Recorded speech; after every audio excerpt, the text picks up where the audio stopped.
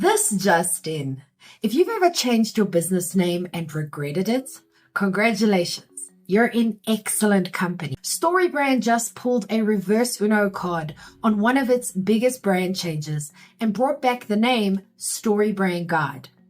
According to the official StoryBrand team, via their recent podcast episode and announcement, the decision came from a desire to better reflect the value of the guide community and reconnect with the name that built trust in the first place. And if you're wondering why a name tweak matters in the grand scheme of small business marketing, the short answer is clarity.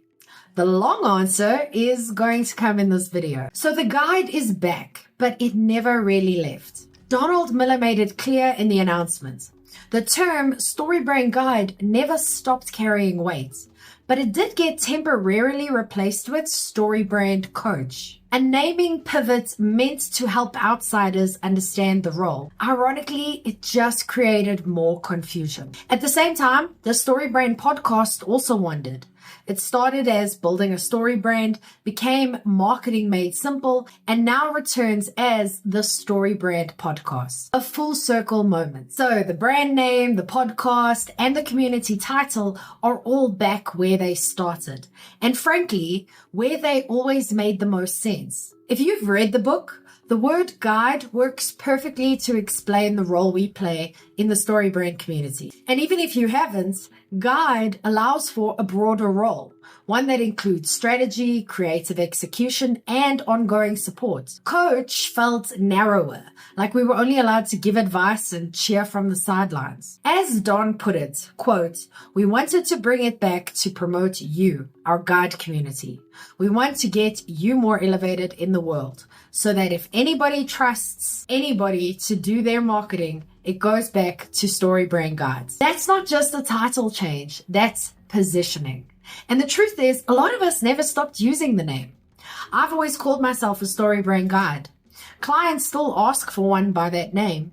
And the community, at least the active part of it, has kept the title alive through referrals, websites, and conversations. It stuck because it worked. Here's why this all matters to small business owners. If you're a founder trying to decide who to trust with your messaging, this move should help. The term StoryBrand Guide signals training, consistency, and a shared framework. No, it doesn't guarantee someone is good, but it tells you that they've been through a system that prioritizes clarity over fluff and customer understanding over cleverness. For those of us who use StoryBrand in the real world, it also means clearer conversations with clients.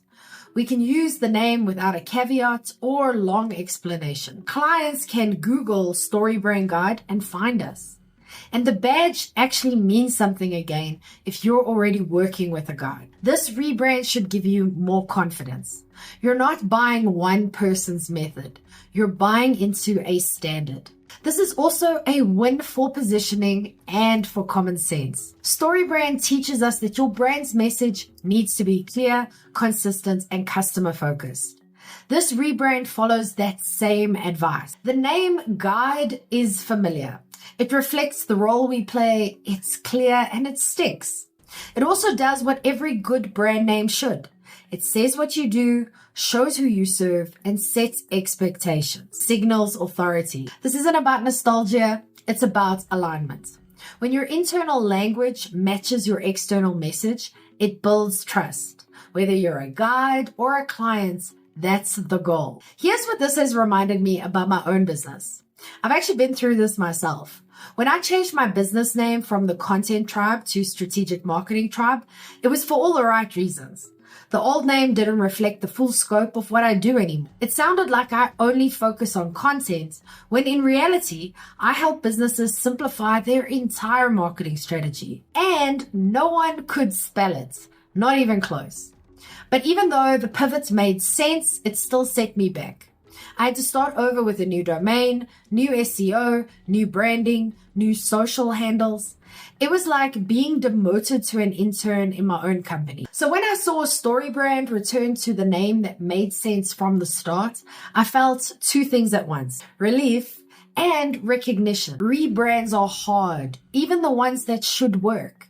If you're thinking about making a big name change, think about what the name does for the customer, not just your own sense of identity. That's what the StoryBrand move gets right. And here's what this signals for the future of StoryBrand.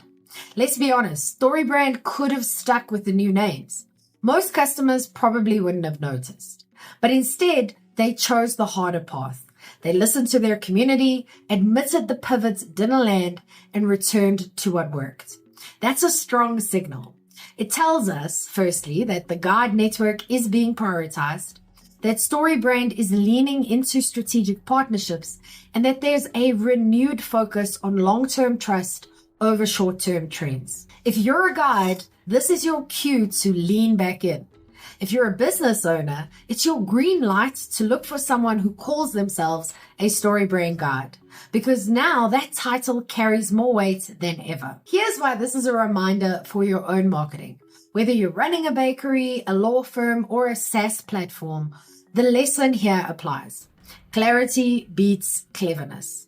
If your customers are confused about what you offer, how you help, or even what you call yourself, they will hesitate. This move from StoryBrand is a public case study in fixing that.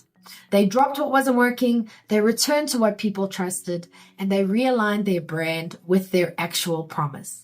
And you can do the same. Download my free 5-minute marketing fix to craft a clear, compelling message that helps customers trust you faster.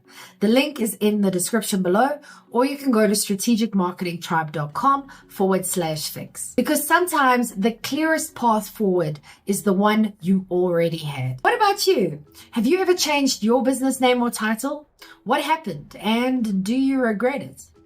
As I said, I've changed mine from the Content Tribe to Strategic Marketing Tribe to reflect the strategic work that I do now, not just content. It was the right move, but it did set me back. I needed a new domain, new SEO, new socials, new everything.